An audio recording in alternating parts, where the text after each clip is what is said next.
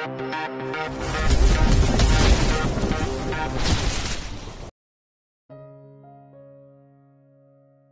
165.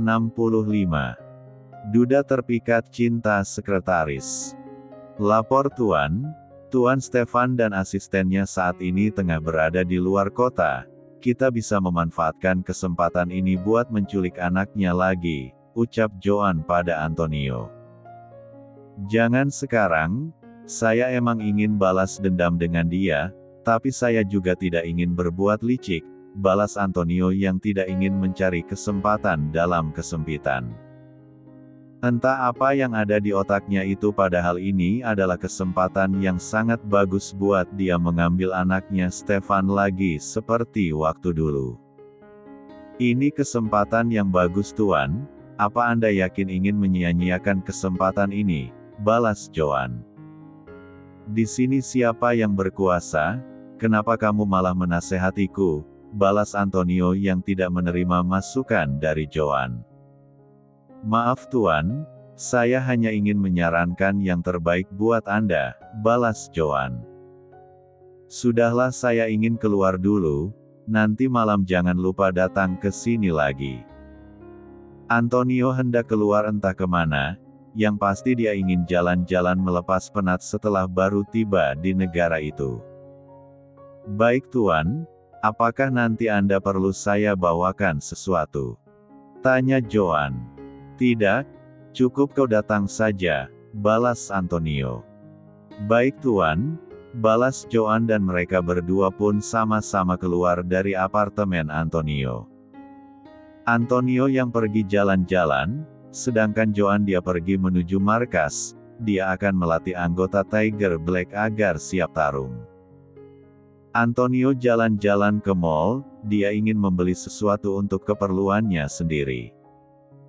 Saat tengah berjalan dengan santai, tiba-tiba saja tubuhnya ditubruk oleh anak kecil yang tengah berlarian. Sir, umpat Antonio menatap ke arah bawah di mana ada anak kecil yang tengah tersungkur karena sudah menabrak dirinya. Hua kaki Angel cakit, teriak bocah itu sambil memegangi lututnya yang sepertinya memar akibat terjatuh. Mau tak mau Antonio pun berjongkok. Dia tidak ingin menjadi cibiran orang-orang di sana karena sekarang dirinya sudah menjadi tontonan banyak orang.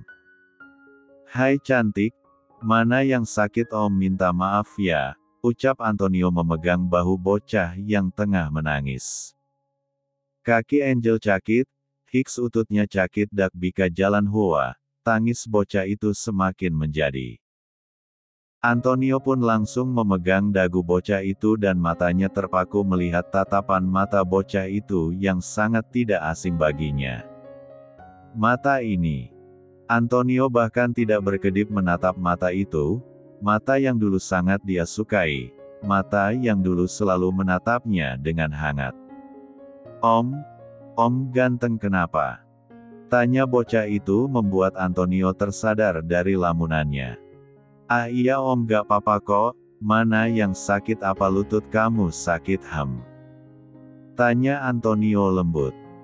Entah kenapa Antonio bisa bersikap seperti itu, padahal biasanya dia sangat membenci anak kecil, apalagi yang cerewet seperti bocah di hadapannya itu, tapi entah kenapa dia tidak bisa marah kepada bocah itu terlepas dari tatapan orang-orang kepadanya.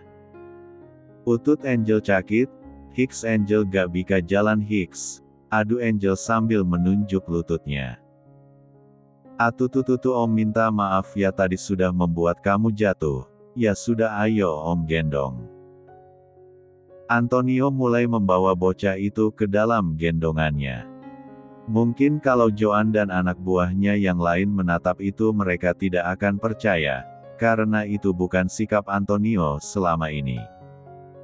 Kamu di sini sama siapa Kemana orang tua kamu? Tanya Antonio mencari keberadaan orang tua bocah itu. Tadi Angel pelgi camacus, telus Angel kabul kalena cus lama ke kamar mandinya Angel bocan, jawab Angel dengan nada kadelnya yang sangat menggemaskan menurut Antonio. Ya sudah sekarang kita cari cusnya kamu ya, Oh iya, nama kamu siapa? Nama Om Antonio. Kamu bisa baik tidak Om Nio? Antonio mulai memperkenalkan namanya. Namaku Angel Om. Angel yang sangat cantik, jawab Angel. Wah, nama yang cantik. Sekarang Angel cantik, gak boleh nangis ya. Nanti kalau nangis cantiknya bisa hilang, ucap Antonio agar Angel tidak menangis. Iya Om, Angel dak nangis lagi, balas Angel. Ya sudah, sekarang kita cari cus kamu dulu ya, ajak Antonio dan diangguki Angel. Antonio pun langsung melangkahkan kakinya menuju tempat yang Angel tunjukkan dengan Angel yang berada di dalam gendongannya. Cus! Teriak Angel memanggil seseorang yang sepertinya tengah mencari seseorang. Non Angel? Astaga, Cus cari-cari non Angel dari tadi. Susternya Angel pun langsung menghampiri Angel dan langsung mengambilnya dari gendongan Antonio. Entah kenapa perasaan Antonio seakan tidak rela saat susternya Angel mengambil Angel dari gendongannya, seperti ada yang kurang dari dirinya. Angel tadi pergi jalan-jalan kalena Angel bocan nungguin cus di kamar mandi lama, telus Angel ketemu deh sama Om Nio telus kali cus deh, jelas Angel pada susternya. Terima kasih Tuan, maaf sudah merepotkan Anda. Ucap susternya Angel berterima kasih pada Antonio karena sudah membantu Angel. Lain kali jangan ditinggal sendiri lagi, bahaya kalau sampai orang ada yang berniat jahat kepadanya, balas Antonio. Iya Tuan, saya tidak akan mengulanginya lagi, kalau begitu kami permisi pergi dulu Tuan karena majikan saya sudah menunggu, pamit susternya Angel pada Antonio. Dadah Om Nio, nanti kita ketemu lagi, jangan lupakan Angel ya, ucap Angel membuat Antonio tersenyum. Iya sayang, Om tidak akan mungkin melupakan anak selucu kamu, balas Antonio. Angel dan susternya pun pergi meninggalkan Antonio yang masih setia menatap kepergian Angel yang semakin menjauh dari dirinya. Ingin rasanya Antonio menahan kepergian Angel, tapi dia tidak ada hak untuk melakukan itu, yang ada nanti malah susternya Angel kena marah orang tua Angel karena tidak cepat-cepat membawa Angel pulang. Ada apa dengan diriku?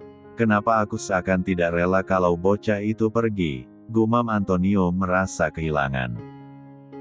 Tak ingin berlarut memikirkan Angel, Antonio pun langsung pergi menuju tempat yang hendak dia tuju sedari tadi sebelum bertemu dengan Angel.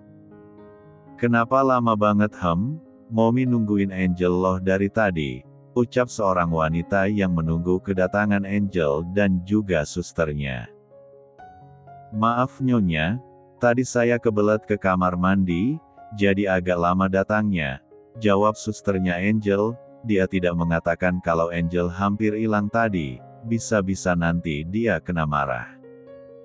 Lain kali kalau kamu mau ke kamar mandi tolong kamu antar Angel ke sini dulu, kasihan dia kalau harus menunggu kamu lama, balas Momi Angel. Iyanya, sekali lagi saya minta maaf, balas susternya Angel. Mom tadi Angel ketemu Om ganteng, namanya Om Nio, ucap Angel memberitahu pertemuannya tadi dengan Antonio.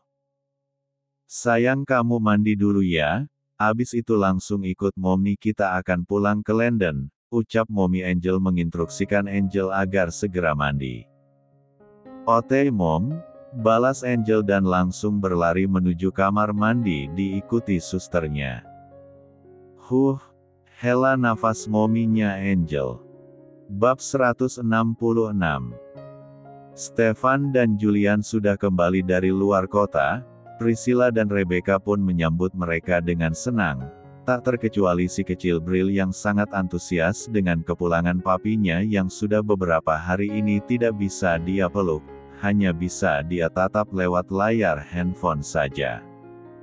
Papi! Pekik Bril berlari memeluk Stefan yang baru saja turun dari dalam mobil. Princessnya papi kangen sama Princess. balas Stefan berjongkok menyambut Bril dan membawa Bril ke dalam gendongannya. Bril kangen banget sama papi, Bril rindu sama papi, balas Bril memeluk Stefan dengan erat karena sangat merindukan papinya. Selamat datang Mas, gimana perjalanan bisnisnya, apakah lancar? Sambut Rebecca menanyakan pekerjaan yang suaminya kerjakan di luar kota. Beres sayang, semuanya sudah selesai, hanya perlu menunggu waktu pembukaan saja, jawab Stefan sambil mengecup kening istrinya yang selama beberapa hari ini dia rindukan. Ya udah ayo kita masuk, kamu pasti belum makan siang kan? Ayo kita makan siang bersama, ajak Rebecca dan diangguki Stefan.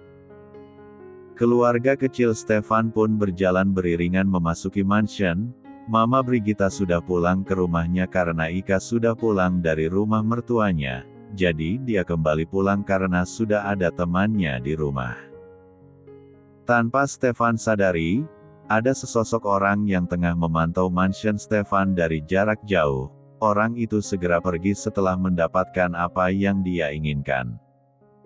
Begitu pula dengan Priscilla, dia menyambut kedatangan Julian dengan senyum merekah. Sayang, aku kangen banget sama kamu, ingin rasanya kemarin aku terbang ke sini biar bisa peluk kamu, ucap Julian memeluk Priscilla dengan erat.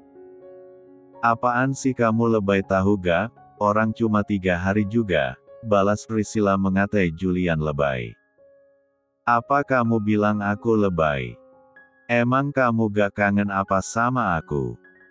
Julian melepaskan pelukannya dan menatap Priscilla. Enggak tuh, biasa aja, balas Priscilla. Oh iya lupa, kan di sini hanya aku yang mencintai kamu, ucap Julian seduh. Julian berlalu pergi begitu saja memasuki kamarnya. Priscilla yang melihat itu hanya mengedihkan bahunya acuh.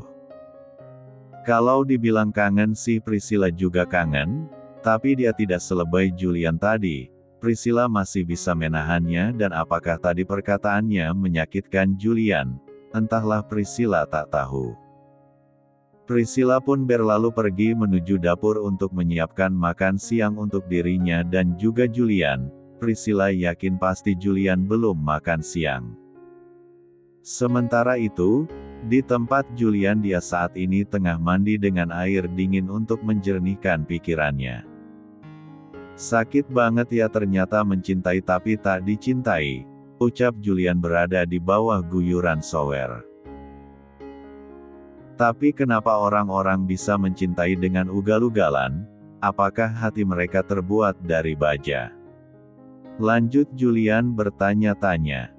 Sudah 3 bulan, tapi dia belum juga mencintaiku. Apakah effort yang selama ini aku berikan masih kurang untuknya? Apakah dia emang benar-benar tidak bisa mencintaiku? Lalu, bagaimana dengan perasaanku? Apakah aku akan tetap kuat menjalani semua ini? Meskipun aku laku-laku tapi aku juga punya hati. Hatiku akan sakit kalau diperlakukan seperti ini. Julian terus berbicara seorang diri di kamar mandi. Julian mengeluarkan unek-unek yang ada di otaknya di bawah guyuran air shower. Biarlah orang mengatakan dia lebay, tapi nyatanya emang sesakit itu cinta tak terbalaskan. Lapor Tuan, Tuan Stefan sudah kembali ke kota ini. Apakah kita akan langsung melakukan aksi penculikan itu? Ucap Joan memberitahu dan bertanya kapan mereka akan beraksi. Tunggu dulu, sepertinya setelah melihat laporan dari anak buah kita, sepertinya aku lebih tertarik untuk menculik istrinya, balas Antonio sambil memandangi beberapa lembar foto yang anak buahnya kirimkan kepadanya. Ya, Antonio diam-diam sudah menyuruh orangnya untuk mengawasi keluarga Stefan, dan selama beberapa hari ini dia selalu mendapatkan kiriman foto dari anak buahnya.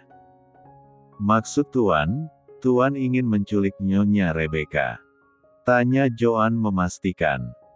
Ya sepertinya begitu, kau ingat sendiri kan waktu kita menculik bocah itu, yang ada kita malah dibuat pusing dengan tangisannya yang memekikkan telinga.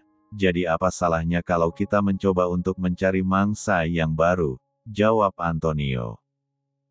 Terserah Anda saja Tuan, saya akan melakukan apapun yang Tuan perintahkan kepada saya, balas Joan.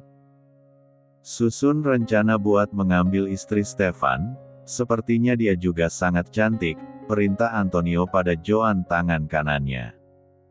Baik Tuan, akan segera saya lakukan, balas Joan.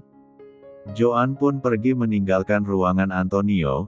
Dia akan segera melakukan perintah Antonio untuk menyiapkan strategi menculik istrinya Stefan. Sekali dayung 2-3 pulau terlampaui, daripada menculik anak yang berisik itu lebih baik aku langsung menculik istrinya saja. Selain cantik dia juga tengah mengandung, jadi Stefan juga bisa merasakan kehilangan dua orang tersayangnya, yaitu istri dan calon anaknya. Gumam Antonio menatap foto satu keluarga Stefan dengan mata penuh dendam. Ingat, Antonio tidak akan membiarkan orang yang sudah menghancurkan kehidupannya hidup dengan damai dan bahagia. Antonio akan melakukan segala cara untuk menghancurkan kebahagiaan Stefan termasuk menghabisi nyawa orang sekalipun.